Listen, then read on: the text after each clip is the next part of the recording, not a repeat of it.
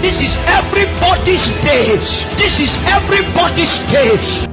It's like a man who is struggling and they say, how are you? He says, I'm fine. Are you fine? He says, very fine.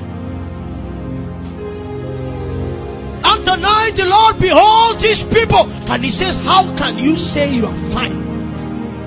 How can you say you are fine? Is this what I died for? You were gifted to a nation as salt. You were a preservant. You were gifted to a nation as salt. You were to impart taste.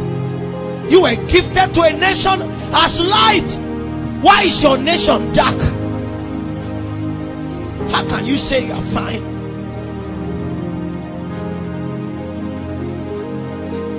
Send us help from Zion.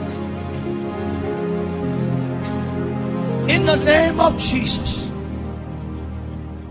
There were few metaphors that Jesus dominantly used to define the people of God.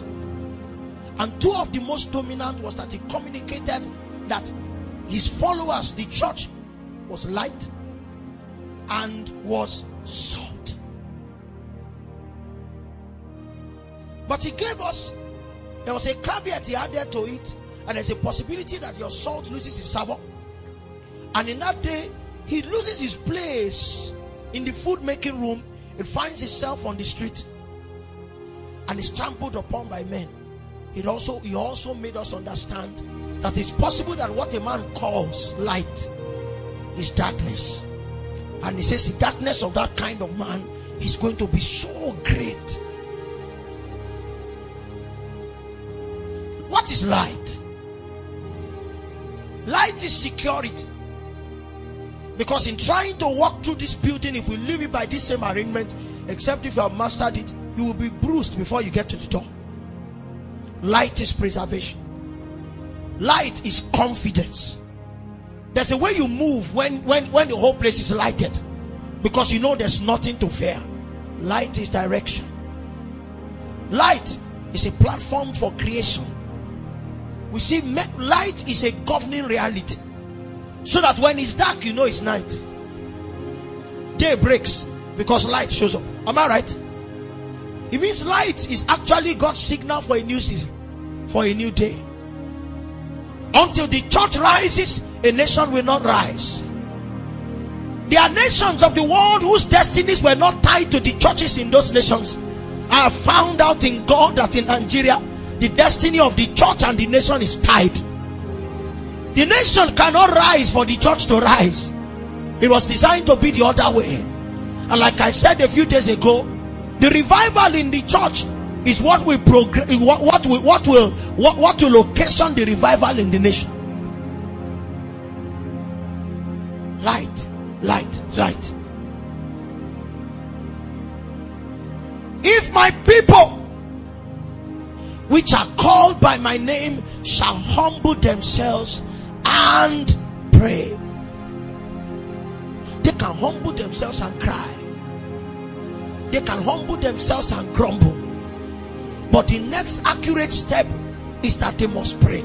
Somebody told me, he said yesterday, he said, God is telling me, sir, that we should run prayers 24 hours on October 1. I said, any call to prayer now is right. One thing the enemy doesn't want us to do now is to pray.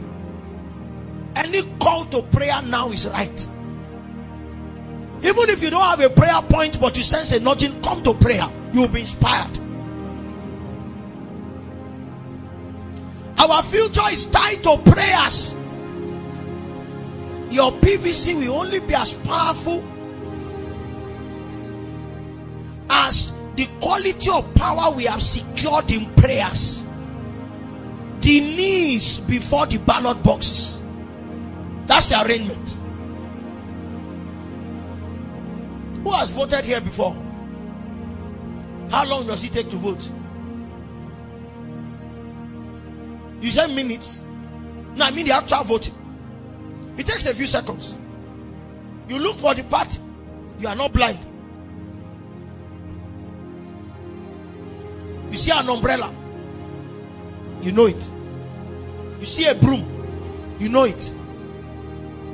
And then you see the wheel with 3 strange creatures. You know the creatures look strange. They don't look like real human beings. They look like E.T., extraterrestrial. The 3 of them like that. You know the party too. And then the many others that we currently don't have definition for, but they are around. They are the ones with there's a Nigerian map party, right? Nigerian map. They wrote something inside. But there are many we don't even know. And that you may not need to know. Selah. Don't bother yourself over educating yourself. It stops where I stopped. And you remember that when Jesus was in the temple, he was reading, a parchment was given to him of the writings of the prophet Isaiah. Jesus understood that there was more to happen. But in this season, it is only this far that will be fulfilled. So I'm not being sarcastic. If you like, say I'm being prophetic. I'm saying that the list is long.